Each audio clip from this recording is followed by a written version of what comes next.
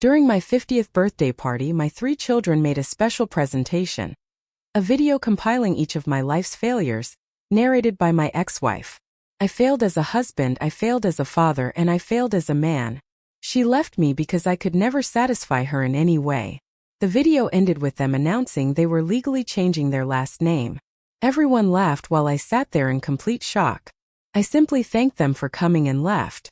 The following morning, my phone wouldn't stop ringing with desperate messages. I was never a man who enjoyed being the center of attention. Throughout my life, I preferred to work quietly, fulfill my responsibilities, and be there for my family without expecting applause or recognition. Perhaps that's why, when I received the invitation to a surprise party for my 50th birthday, I felt a mixture of discomfort and hope. My eldest son, Carlos, called me one Friday afternoon. "Dad, I need you to come to Alejandro's house tomorrow at 7. There's something important we want to show you." His tone was unusually kind, even enthusiastic. After the divorce from their mother 5 years ago, my 3 children had gradually distanced themselves. Visits became scarce, calls brief and formal. The only thing that seemed to keep us connected were the monthly transfers I continued making to help them, even though they had all finished university. "Of course, son, I'll be there," I replied, feeling a lump in my throat. Could it be that they were finally ready to rebuild our relationship? Turning 50 had made me reflective. I constantly reviewed the decisions I had made, the sacrifices, the moments when I put my family above everything, even myself. The next day, I dressed with special care. I put on the blue shirt my mother had given me before she passed away. I got a haircut and even bought a decent bottle of wine to share. As I drove to my youngest son's house, I allowed hope to grow. Maybe, I thought, after all this time they could see that I always did the best I could. Upon arriving, the parking lot was full of cars. I recognized some of my colleagues from work, old neighbors, even cousins I hadn't seen in years. My heart pounded as I rang the doorbell. The door swung open, and a chorus of surprise greeted me. Balloons, streamers, a large banner that said 50 years, hung on the main wall. "Dad! Happy birthday!" exclaimed my daughter Laura, giving me a quick hug before leading me inside. The atmosphere was festive. There was food, music, lively conversations. I felt momentarily overwhelmed. It had been so long since I was surrounded by people who knew me, who knew my name. During the first hour, everything went as any birthday party would. I greeted old friends, received congratulations, even blew out the candles on a cake decorated with considerable care. My boss patted me on the back, telling me how valuable I was to the company where I had worked for 22 years without missing a single day, even when my mother was ill in another city. It was then that Alejandro, my youngest son, asked for silence by gently tapping a glass with a spoon. "Dear friends and family, thank you for coming to celebrate our father's birthday," he began, with a smile that didn't reach his eyes. "Carlos, Laura, and I have prepared something special for this occasion. A video that summarizes, let's say, the life trajectory of our dear dad." The lights dimmed, and a screen descended from the ceiling. My first thought was that they would show pictures of my youth, perhaps family moments we had shared. I smiled genuinely, touched by the gesture. The screen lit up, and the face of my ex-wife appeared. Her expression was a mixture of contempt and amusement. "Hello everyone," she said, looking directly at the camera. "I've been asked to narrate the life of my ex-husband, and I couldn't be more delighted to do so. Let's start with his career. You know what? He rejected 3 promotions because he didn't want to travel and leave the family. What it really meant is that he was too cowardly to take on greater responsibilities. That's why he remained stuck in the same mediocre position for 2 decades. The screen showed pictures of me in the office, some manipulated to show me sleeping or distracted. Nervous laughter was heard in the room. I looked for my children, but all 3 were staring at the screen with satisfied smiles. As a father, well, what can I say? He was always the good guy, the one who never denied them anything, the one who spoiled them until they became people who expect everything to be given to them without effort. He taught them that being a man is being a doormat for others to walk all over. The video continued showing decontextualized family moments. Me arguing with Carlos when he failed a school year. Me arriving late to Laura's presentation because the car had broken down. Me too tired to play with Alejandro after working a double shift to pay for his tennis lessons. And as a husband. Her voice took on a mocking tone. He failed as a husband, he failed as a father, and he failed as a man. I left him because he could never satisfy me in any way. The entire room fell silent. Some guests looked at the floor, others at the screen. Few dared to look directly at me. I felt the heat rise to my face, my heart pounding against my ribs, but I remained seated, motionless, while shame and humiliation pierced me like knives. The video ended with my 3 children standing in front of the camera. "And that's why," said Carlos with a smile I will never forget, "we've decided to legally change our last name. We no longer want to carry the legacy of a failure." The lights came on.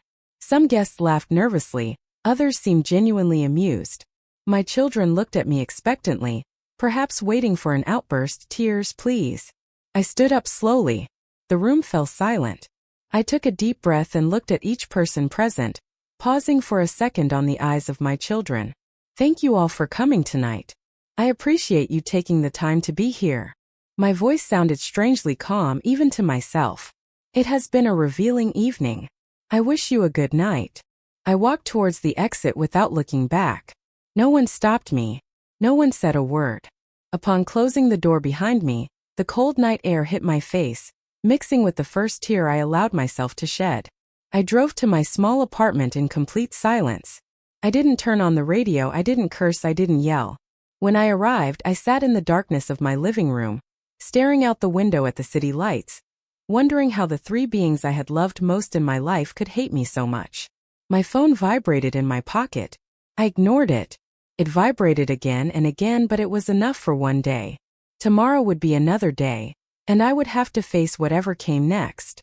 That night, in the silence of my room, I made the decision that no matter what happened, I would never again allow anyone to make me feel less than I am, even if I didn't know exactly who I was anymore. I woke up at 5:30 in the morning, as I had every day for the past 20 years. Habit is powerful, even when your world has just collapsed. I stared at the ceiling for a few minutes, mentally reviewing the events of the previous night, wondering if it had perhaps been a bad dream. But no, it had been very real. Reaching for my phone, the screen showed 37 messages and 12 missed calls. I took a deep breath before unlocking it. The first message was from Laura. "Dad, answer the phone. Don't be like this over a joke." A joke? My public humiliation was simply a joke to my daughter. The next message was from Carlos. "I need the 500 pesos you promised me for the month. Can you transfer them today?"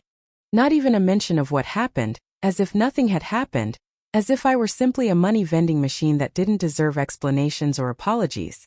I kept scrolling and was surprised to see names I didn't expect. Ricardo from accounting, Julia, my former neighbor, even my cousin Martin, who had traveled from another city for the party. "Eduardo, last night was terrible. I don't know how you could keep your composure. I'm here if you need to talk." "Ricardo, your children went too far. It's not fair what they did to you. Call me if you need anything." "Julia, cousin, I left right after you. I've never seen anything so cruel in my life. I was embarrassed for you. I'll call you when I get home." Martin. Similar messages filled my inbox. People expressing outrage, offering support, telling me that they too had left the party after my departure. I sat on the bed, genuinely surprised. I never would have imagined that anyone would take my side. For so many years, I had internalized the narrative that I was the problem, that my failings as a husband and father justified the contempt.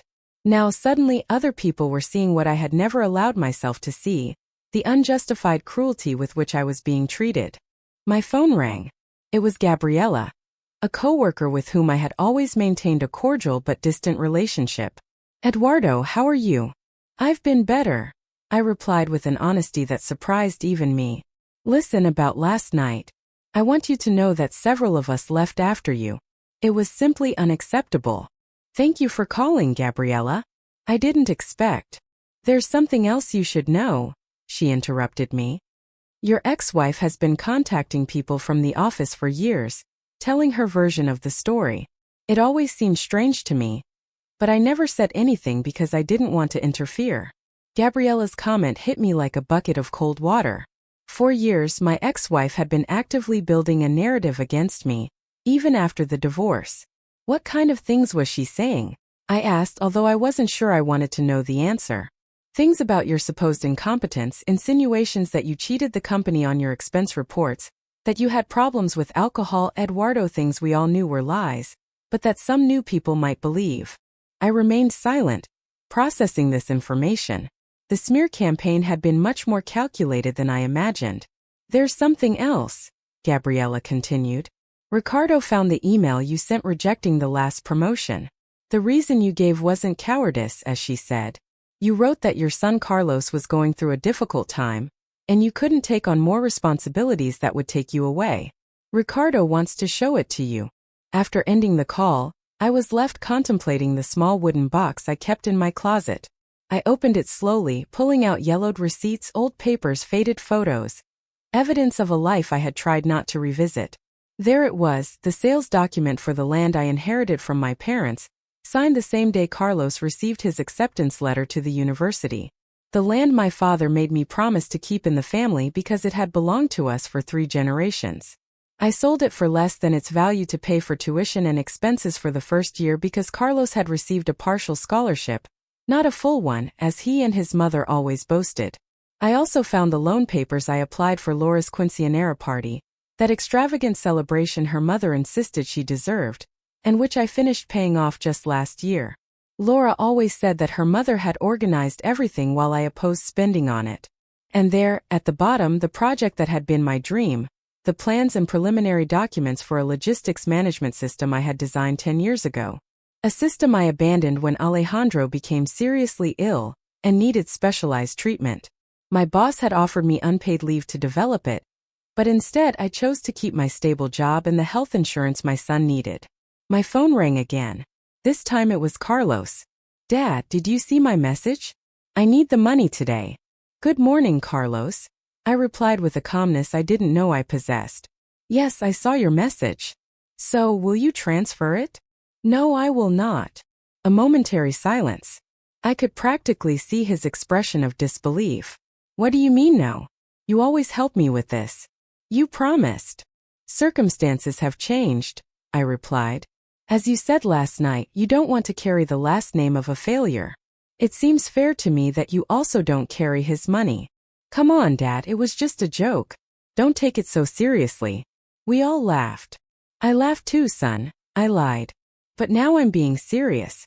You are 28 years old, you have a university degree and a good job. It's time for you to take responsibility for your finances. I hung up before he could protest further. In the next 20 minutes, I received calls from Laura and Alejandro, both with a similar tone.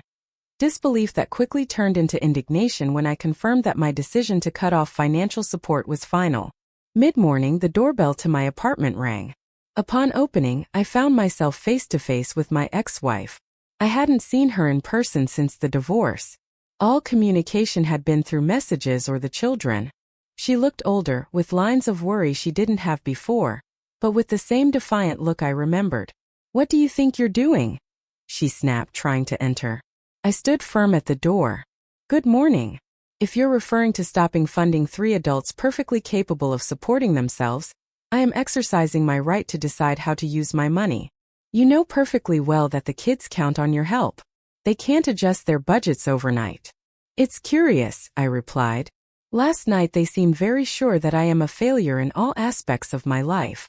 I find it contradictory that they want to continue depending financially on someone so incompetent. I saw her expression change, calculating her next move. She had always been skilled at manipulating situations. Eduardo, the kids exaggerated. You know how they are. They have my explosive temper. You can't punish them for a bad joke. I'm not punishing anyone. I'm respecting their decision to distance themselves from me, and I'm making my own decision to invest my resources in my own well-being. From now on. The conversation continued in circles for a few more minutes before she finally left, not without threatening to speak ill of me to the children, an empty threat considering what I had already witnessed. That afternoon, while tidying my small apartment, I received an unexpected email. It was from a former college classmate who now worked for a technology company in another city. He had been at the party as a guest of a mutual friend. Eduardo, we haven't spoken in years. Until last night. What I saw shocked me. But what surprised me the most was your composure. Look, Our company is looking for someone with experience in logistics systems. Ricardo told me about a project of yours that you never developed. Would you be interested in resuming it? I stared at the screen for several minutes. It was as if the universe had decided that I had had enough punishment and was now offering me a way out. I replied affirmatively, and we agreed on a video call for the next day. That night, while packing some documents and plans for the meeting, my phone rang again. It was Laura, her tone noticeably softer. Dad, Mom told us you're going to stop helping us. Is it true? Yes, Laura, it's true. But you've always been there for us. You can't just abandon us now. I closed my eyes, feeling a pang of pain. How many sleepless nights had I spent when she was little and had a fever? How many extra hours had I worked to buy her the dress she wanted for prom? I'm not abandoning you. I never would. But it's time for you to build your lives without depending financially on me. Dad, the video thing, it was Mom's idea mainly. She said it would be funny, that you would take it as a joke. And you believed her? After everything you've seen. Her silence was answer enough. Laura, I will always be your father. I will always love you. But now I need to love myself too. Upon hanging up, I continued packing, but not just the documents for the meeting. I was packing. It was time for a new beginning. At some point during the night, while carefully folding the blue shirt my mother had given me, I realized that I didn't feel hatred or a desire for revenge. I only felt a strange peace, as if I had finally awakened from a long and exhausting dream. My phone rang with one last message before I went to sleep. It was from Ricardo. The steering committee approved travel expenses for your trip. It's on me. It's time for you to shine, friend. For the first time in many years, I fell asleep with a smile on my face. 6 months after that fateful birthday party, my life was unrecognizable. The small apartment where I had lived for the past 5 years was now rented to a young couple. My few belongings had been packed and sent to a new city, 300 kilometers away, where I now occupied a modest but bright apartment overlooking Central Park. The interview with the technology company had gone better than expected. They were not only interested in my logistics management system but offered me a position as director of the innovation department, with a considerably higher salary than I had at my old job. Ricardo had proven to be an invaluable ally, providing impeccable references and sharing with the steering committee the reports where my former boss praised my performance over 2 decades. The transition wasn't easy.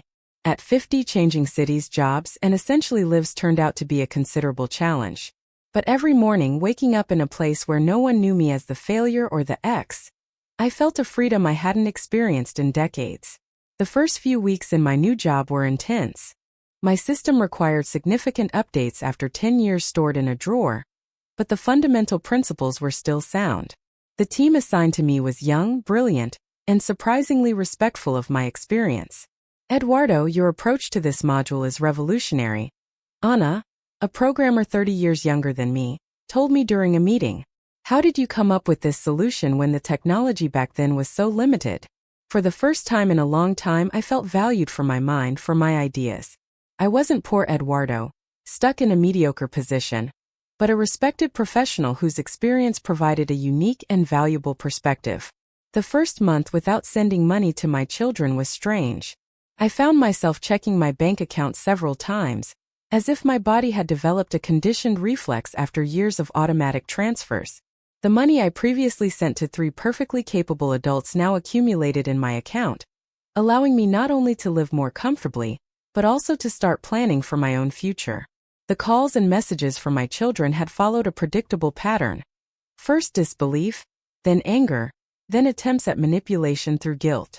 Carlos even sent me pictures of his empty refrigerator, implying he was starving.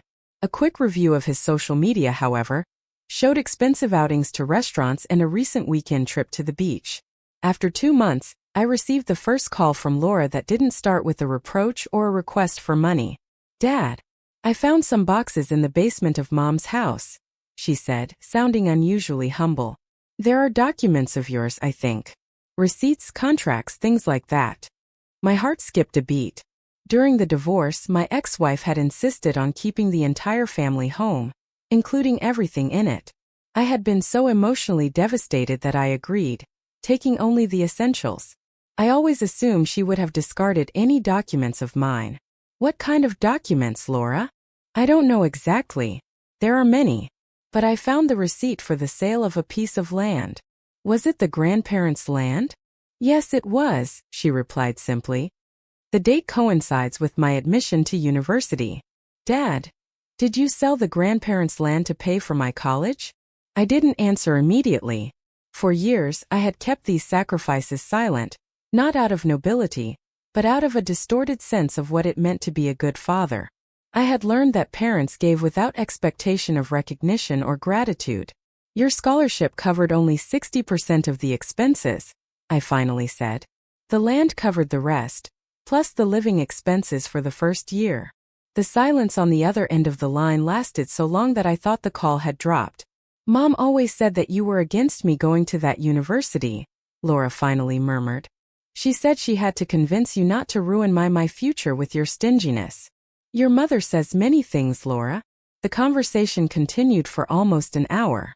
For the first time, my daughter listened to my version of events that had been part of our family history for years. I didn't try to demonize her mother or present myself as a martyr. I simply shared facts that had remained hidden for too long. In the following weeks, I received similar calls from Carlos and Alejandro. Apparently, Laura had shared some of the documents she found, triggering an avalanche of discoveries. The loans I had taken out to cover medical emergencies, which their mother had described as minor expenses covered by her, came to light. The extra hours I had worked to pay for extracurricular activities that the children believed were funded by their mother.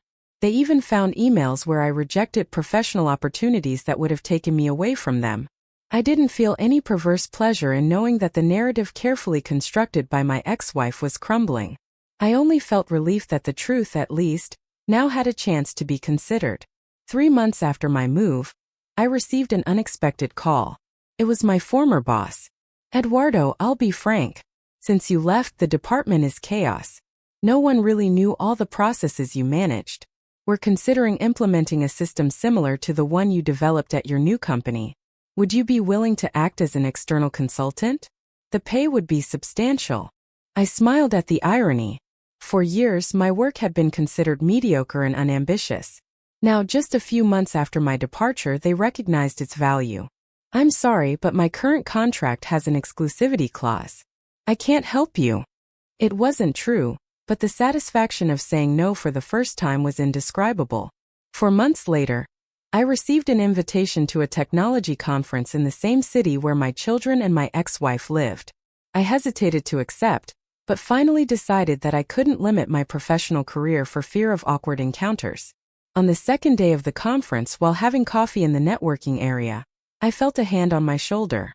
Turning around, I came face to face with Alejandro. Dad, I knew you'd be here. Your name is on the program as one of the keynote speakers. I was surprised to see how nervous he seemed, a sharp contrast to the arrogant young man who had presented that humiliating video. Alejandro, what a surprise, I replied, maintaining a cordial but cautious tone. Can we talk for a few minutes? I agreed, and we walked to a small semi-empty terrace. The silence between us was charged with tension, with unspoken words. Dad, I've been looking for work for 2 months. He began, looking out at the city instead of at me. It turns out that maintaining a lifestyle like mine is complicated without your help. I didn't answer. I had already learned that sometimes silence is the most powerful response. I've also been seeing a therapist, he continued. It helps me understand some things about our family dynamics, about how we all manipulated the truth for years. I finally looked at him directly. This 25-year-old, my youngest son, seemed, for the first time in many years, truly vulnerable, truly honest. I'm glad you're seeking help. Therapy can be very beneficial. The therapist says that our family has deeply rooted toxic patterns, that what we did on your birthday was emotional abuse. I let the words float between us. I had never thought of what happened in such clinical terms, but the description was accurate. Dad, I don't expect you to forgive me. Not yet. But I want you to know that I'm working on being a better person, and that I deeply regret having hurt you. I felt a lump in my throat. I hadn't expected this conversation. I wasn't prepared for the wave of conflicting emotions that washed over me. Thank you for telling me this, Alejandro. It means a lot to me. We said goodbye with a brief but sincere hug. I didn't promise to fund him again, nor did I offer magical solutions to his problems. But for the first time in years, I felt that we had had a genuine interaction, without manipulation or hidden agendas. On the afternoon of the last day of the conference, while preparing my presentation, I received a text message from an unknown number. It was my ex-wife. Eduardo, we need to talk. It's important. Can I come to your hotel? I considered ignoring the message but finally replied, I'll be in the lobby at 7 p.m. I have 30 minutes before a work dinner. At exactly 7, I saw her enter the lobby. She looked remarkably different. The confident and dominant woman now seemed worried, even a little disheveled. Thank you for agreeing to see me, she began, sitting across from me. I've heard you're doing very well in your new job. That's right, I simply replied. Eduardo, I'm going to be direct. I'm going through financial difficulties. The house needs expensive repairs and the boys can no longer help me as before because you no longer help them. I nodded, waiting for her to get to the point. I thought that perhaps, considering your new financial situation, you could help me for old times' sake. I looked at her steadily, allowing myself to really observe her for the first time in years. This woman with whom I had shared 2 decades of my life was now practically a stranger. No, I replied calmly. I'm not going to help you financially. Our divorce was finalized 5 years ago, and you received more than your fair share of our common assets. But we have 3 children together. Don't they mean anything to you? They mean everything to me. That's why I think it's important that they learn that actions have consequences, that they can't publicly humiliate someone, and then expect that person to continue financing their lifestyle. It was just a bad joke, Eduardo. You can't punish us eternally for that. I'm not punishing anyone. I'm exercising my right to decide how to use my money and my time. And I've decided to invest them in my own well-being and growth. The conversation didn't last much longer. There were no shouts or dramatic accusations, just the mutual realization that our paths had definitively separated. On the anniversary of that fateful birthday, I received an unexpected invitation. My coworkers wanted to celebrate my first year at the company with a small gathering. Nothing extravagant, they promised, just a moment to acknowledge my valuable contribution. I accepted with some apprehension. Birthday celebrations now caused me understandable anxiety. To my surprise, the small gathering turned out to be exactly that. A sincere expression of appreciation from people who valued my work and me as a person. No Humiliations, no tão desguise das joques, no Hidden Agendas. During the celebration, I received messages from my 3 children. Brief, cautious, but sincere. None mentioned money or financial help. They simply wished me congratulations and hoped I was well. While cutting the small cake my colleagues had bought, I thought about how much my life had changed in a year. I hadn't sought revenge, nor had I wished for my children or my ex-wife to suffer. I had simply decided to value myself as much as I had always valued others. And that, I discovered, was the most powerful form of justice, to live well on my own terms. That night, upon returning to my apartment, I opened my computer and began to write. Not a revenge plan or a list of grievances. I began to write the story of a man who, at 50, discovered that it's never too late to start over. If my story has touched you in any way, if you have felt indignation, sadness, or satisfaction with my new life, I would love to read your comments. What would you have done in my situation? Have you ever had to set difficult boundaries with people you love?